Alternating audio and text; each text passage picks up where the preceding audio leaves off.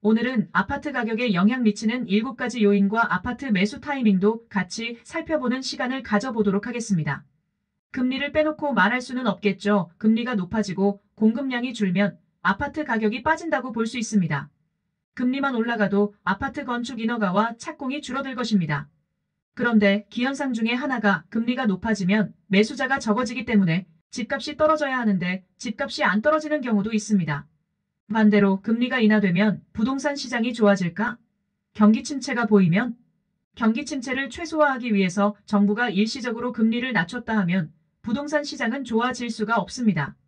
단, 금리가 높은 상황에서 금리가 조금 더 올라가게 되거나 직장을 잃어버려서 빚을 못 갚는 상황이 연출되면 아파트들이 경매 시장에 엄청 나오게 되는 현상들이 보이게 됩니다. 영끌에서 아파트를 사신 분들이 대부분 원금 이자가 감당이 안 돼서 이런 경매 시장에 아파트를 뺏기게 되는 거고요. 경기 상황이 안 좋아서 아파트를 팔려고 내놓아도 살려는 사람이 없습니다. 아파트 가격이 계속 떨어지니까 오르지 않으니까 매수할 사람들이 안 나타나는 겁니다. 급매물 위주로만 팔리게 되는 거고요.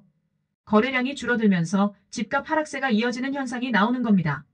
그래서 아파트 가격에 영향을 미치는 것이 첫째는 거래량입니다. 개발 이슈나 호재들은 아파트 가격에 반짝하는 가격 상승은 가져오지만 지속적으로 가격을 올리지는 못하고 결국에는 거래량이 떨어지면 아파트 가격은 떨어질 것입니다. 거래량이 늘어나면 공급이 수요보다 앞서서 아파트 가격이 떨어질 수 있다는 겁니다. 이때 갭 투자를 해서 수익을 낼 수 있는 찬스가 생기는 때이고 또한 자가 보유할 수 있는 좋은 기회이기도 합니다. 둘째는 공급 물량인데 다른 말로 하면 건축 인허가 물량 또는 착공 물량입니다. 공급 물량이 많다고 무조건 아파트 가격이 떨어지는 건 아니다입니다. 공급 물량이 많으면 보통 집값이 떨어져야 하는데 가격 지수를 보면 가격이 많이 오르는 경우도 볼 수 있습니다. 세 번째는 반대로 공급 물량이 줄어들면 아파트 가격이 올라가야 하는데 가격 지수를 보면 가격이 집값도 떨어지는 경우를 볼 수 있습니다. 아파트 공급 물량은 하나의 요인은 될 수 있어도 절대적 기준이 될 수는 없습니다.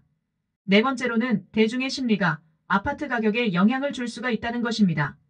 입주 물량이 부족해도 금리가 오르면 사면 안 된다는 분위기가 조성되고 오히려 수요가 더 많이 줄어들 수가 있다는 겁니다. 금리가 오르면 불안한 심리에 매물이 막 쏟아지고 또 공급이 늘어나는 효과를 가져올 수 있어서 심리가 오히려 아파트 가격에 영향을 미칠 수도 있다는 것입니다.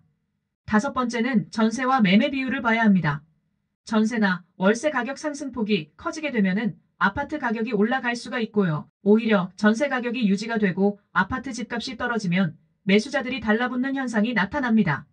왜냐하면 갭 투자가 적기가 되는 시점이 되니까요. 이때가 전세 매매 비율이 오를 때라고 말씀드릴 수 있고요. 이때는 갭 투자도 할 수 있고 집도 살 수 있는 시기가 되는 것이고요. 여섯 번째는 정부 정책입니다. 정부는 집값 폭등을 막기 위해서 부동산 대책들을 쏟아내곤 하는 것입니다. 매도자 입장에서는 특례대출 같은 정책으로 집을 던지지 않고 기다립니다. 매도자 입장에서는 싸게 팔기는 싫은 거지요.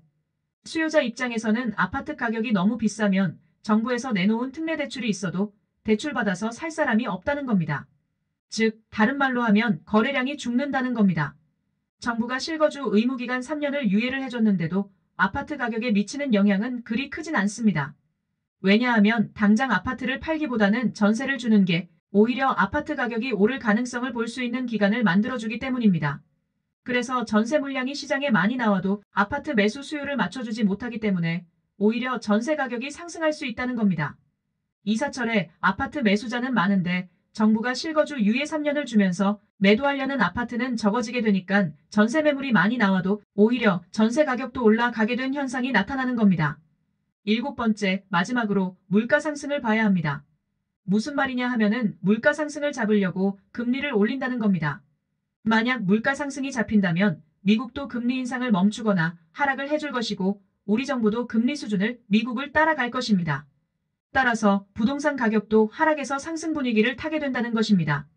그래서 반드시 부동산 가격과 밀접한 매수자나 매도자는 물가 상승분을 따져봐야 한다는 것입니다. 그리고 향후 미국 물가가 어떻게 전개되는지도 주시해서 살펴보시면 금리의 방향을 예상할 수도 있고 부동산의 매도, 매수 타이밍도 예측해볼 수 있다는 것입니다. 오늘은 부동산 가격에 영향을 미치는 요소들과 집을 사기 좋은 타이밍에 대해서 살펴보는 시간을 가져봤습니다. 부자 되시는데 참고하시어 도움이 되셨으면 합니다. 안녕히 계세요, 여러분.